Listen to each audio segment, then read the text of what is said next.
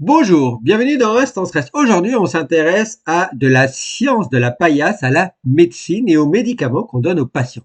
Savez-vous comment fonctionne la science? Comment fonctionne dans la recherche avec les médecins en particulier et les chercheurs? Eh bien, vous devez savoir que même moi, quand j'ai fait des études, des recherches sur les maladies du cerveau par exemple, on commence en général sur ce qu'on appelle des études dans des cellules, des petites cellules, par exemple des cellules de souris, des cellules d'animaux ou des petites cellules humaines qu'on met en culture dans des boîtes. On appelle ça des études in vitro. Les études in vitro, c'est un point de départ pour étudier, par exemple, un mécanisme moléculaire, une pathologie, pour étudier un potentiel médicament, une molécule qui aurait un effet thérapeutique. Donc ça, c'est l'étude in vitro.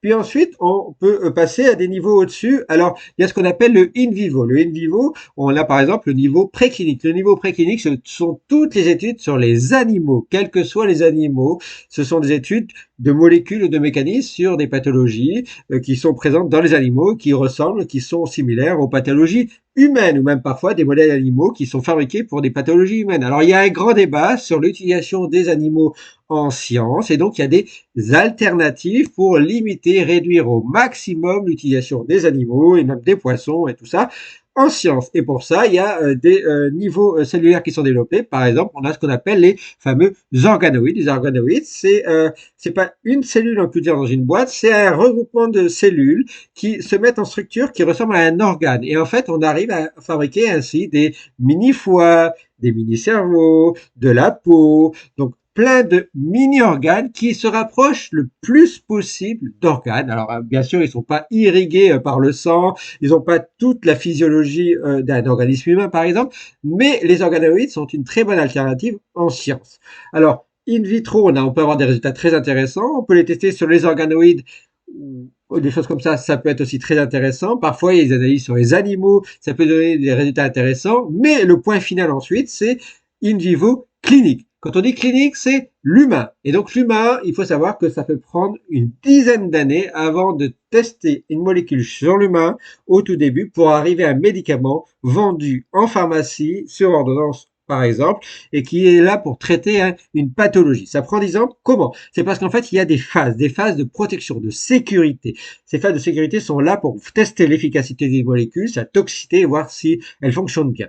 Tout d'abord, vous avez la phase 1. La phase 1 peut durer, alors en général, c'est 1-2 ans sur quelques dizaines de patients. Et il faut savoir que c'est une administration d'une molécule à des humains. Et elle sert à quoi? Elle sert à étudier la dose et l'efficacité d'une molécule à des humains qui sont pas dans la pathologie forcément ciblée, mais y compris en bonne santé. Donc, étudier la dose et l'efficacité. Il peut y avoir aussi des patients d'une maladie ou d'une maladie rare, par exemple.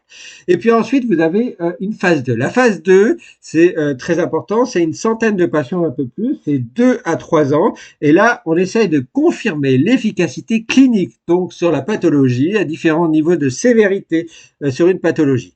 Donc voilà, ça c'est la phase 2. Et puis la phase 3, c'est on essaye de comparer ça à un traitement standard qui existe déjà.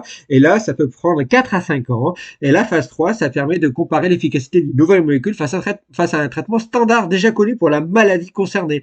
Si la molécule testée n'est pas plus efficace qu'un traitement standard déjà commercialisé, il n'y a aucun intérêt à la développer plus. Elle n'est pas plus efficace. Si elle est plus efficace, là, la phase 3 passe. Et puis après, on peut passer en phase 4. Alors la phase 4, ça permet d'étudier et de détecter des effets secondaires à plus large échelle, à plus grande échelle. Et quand on déjà un médicament passe la phase 3, il peut être déjà mise en demande d'autorisation, de mise en commercialisation sur le marché de la santé. Et puis la phase 4, ça permet ensuite de faire remonter sur des cellules de vigilance, y compris nationales, de la pharmacovigilance. Ça permet de faire remonter aussi des effets secondaires et puis de resserrer également les utilisations de ces molécules en fonction d'effets secondaires. Donc vous voyez, et ça c'est à grande échelle, à l'échelle industrielle, à l'échelle de l'humain total. Il faut savoir que plus de 90% des molécules qui sont découvertes in vitro, testées même sur les animaux ou les organoïdes, ne fonctionnent pas chez l'humain en clinique. Donc plus de 90% des molécules qui sont finalement remontées en clinique chez l'humain ne passent pas toutes les phase 1, phase 2, phase 3 et phase 4.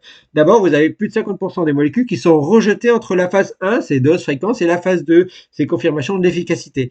Et puis, vous avez 30% de molécules qui sont rejetées en phase 3. Eh bien oui, parce qu'en phase 3, il y a des effets secondaires qui sont observés par rapport à un traitement standard, et des effets secondaires qui sont dommageables pour la santé, plus que les traitements standards connus. Et donc, on les élimine. Et puis, vous avez 10% qui ne ciblent pas l'organe ciblée. Par exemple, vous avez une molécule pour traiter une maladie cérébrale et puis en fait, elle va pas que dans le cerveau et elle ne traite pas que le cerveau et vous n'avez pas envie que cette molécule agisse sur d'autres organes que le cerveau. Eh bien, si elle ne cible pas que le cerveau, eh bien, il faut voir ses effets secondaires et donc elle ne passe pas tous les crimes. Et si elle ne passe pas tous les crimes, elle ne passera pas toutes les phases. Voilà. Maintenant, vous savez un peu plus sur le temps entre la découverte d'une paillasse. Sur la paillasse, un scientifique, une recherche peut prendre 3 à 5 ans, vous voyez. Et puis, un médicament à l'humain, ça peut prendre 10 ans ensuite du test chez l'humain pour arriver à un médicament commercialisé. Donc, vous voyez, entre découvrir une molécule et la commercialiser et l'utiliser en clinique, ça peut prendre jusqu'à 10 à 15 ans. Donc, c'est très long. Voilà, vous en savez un peu plus sur le temps de la science et le temps de la médecine. Mais une fois qu'une molécule est trouvée efficace jusque chez l'humain, ça permet de traiter des pathologies et ça, c'est génial. Voilà, merci à vous. Ciao, ciao, ciao.